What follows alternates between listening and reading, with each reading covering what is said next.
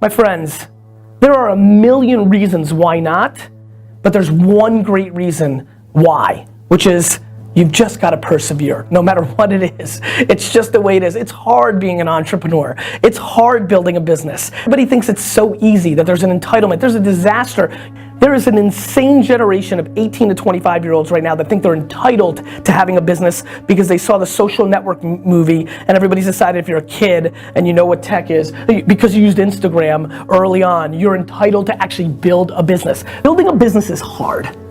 And you know what makes it really hard?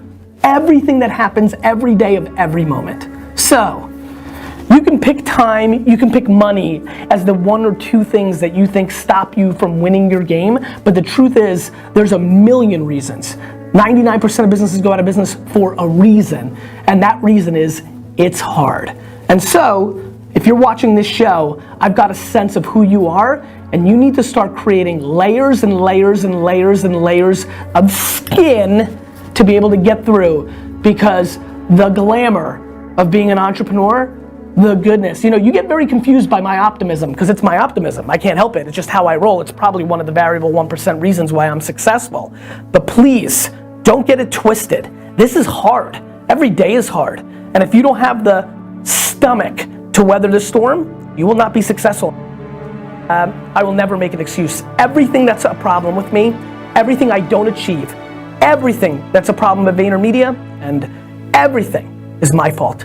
And I succumb to that, and I respect that, and I actually think that's the way it should be. And so, no excuses, my friends.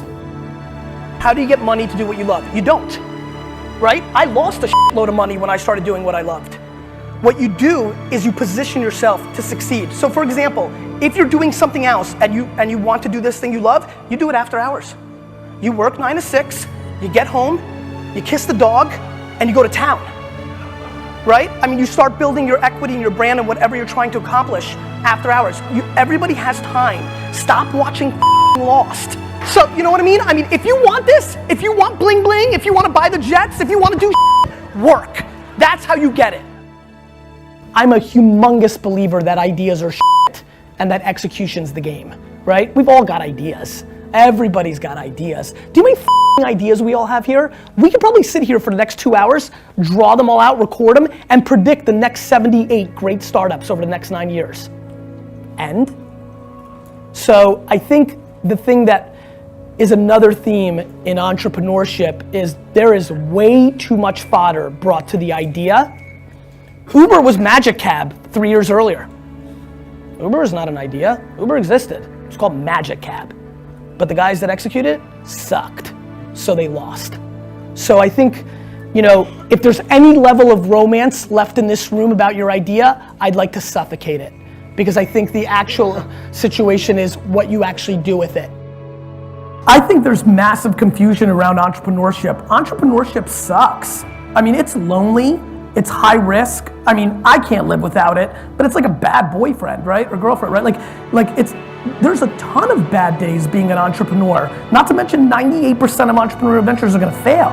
And for me, I think this is a very personal question. I think it's how you're wired. I'm so all in entrepreneur, I prefer the pain. I think one of the reasons I love the Jets so much is because they bring me so much pain. I love the climb. To me, the setback is exciting. I love when something goes wrong. It's where I shine the most. You need to bet on your strengths and don't give a about what you suck at. Way too many people in this room are gonna spend the next 30, 40 years of their lives trying to check the boxes of the things that they're not as good at, and that you're gonna waste a load of time and lose.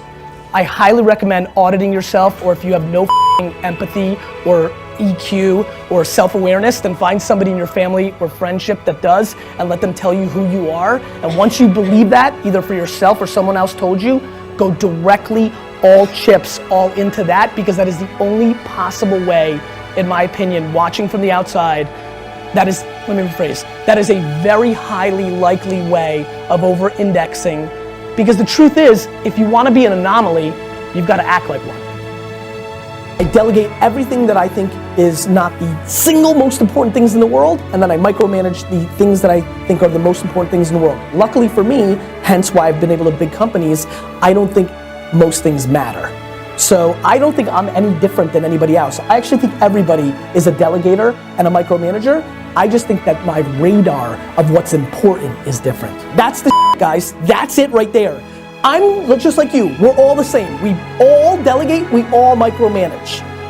The difference is, I don't think most things matter. And what do I mean by that? Most things don't matter. like I don't know, like just, I don't know, that's what it means. Like, you know, like if I was like, I don't know, I don't think lighting matters as much as D-Rock. Like, I just don't think things matter. Like, I don't think like one client that's gonna put us out of it, like, I don't think one employee is gonna kill our atmosphere. I don't think a lot of things matter. I don't think like a misspelling in a deck is something that really matters to a lot of people in my company. It just doesn't matter to me. I just don't think so. Guys, I don't think we're gonna lose a account because we put the I before the E. I don't think not wearing shoes in an establishment is, you know, the biggest thing in the world. Clearly, if you've watched Daily V1, some people do. And guess what? I do not judge. Do not judge. Everybody's allowed to do their thing. It's just like parenting. I will never spew my parenting. I talk about it, but it's very holistic. Like, this is what I do, not what I'm telling you to do. This is me, but like, so ultimately, I think that I'm both. Like everybody in the world, I just think that I deem what's most important at a very, very high level. The ability to adjust is the entire game. Like, I'm so proud that I change my mind every day. My dad used to get so pissed when I was building Wine Library. He would always be like, he would say like, 3 months ago you said Ricky was gonna be the best employee. I'm like, I changed my mind. Fire him. Or he's like, you said sparkling wine was important, now you just eliminated it from the key spot. I'm like, I changed my mind. Like, my ability to only be comfortable in massive chaos has been my biggest asset as an entrepreneur. Like, I would never take a note. Like, that scares the piss out of me what these 3 people are doing right now, right? And so, now, that may work for them, and I'm not, like, back to the opening statement, like, you need to do you. Like, plenty of people that make a load more money than me and have won bigger take notes. The key is way too many people are doing, like, here's a good one. You know what really pissed me the off?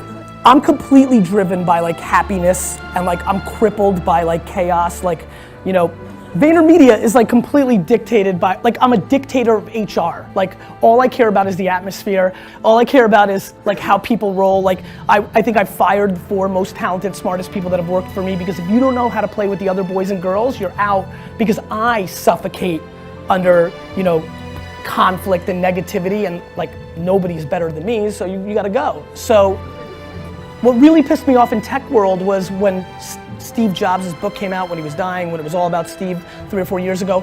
I literally watched a lot of my tech startup friends start being like a dick to their staff. Because Jobs was tough, everybody fell into the romance of like, I have this big vision and I'm gonna be a dick like Steve, right? And I thought that was really interesting for me to watch that half decade of like literally watching people I know and then watching them act differently because the status or the icon of the moment, and you see a lot of that. And so like that is probably the energy I'm trying to bring to this class today, which is you can look at like how people roll and like it's great to admire and things of that nature, but it's so damn important to stick to like your DNA, right? And like what you're good at. And to recognize that you need to surround yourself, whether it's your co-founder or whether it's the people that work for you. Like, all I do is hire the people that are the opposite of me, that bring the other value, that bring me the ability to remember what the that meeting was about and go make sure it happens. You know, like whatever it may be, right?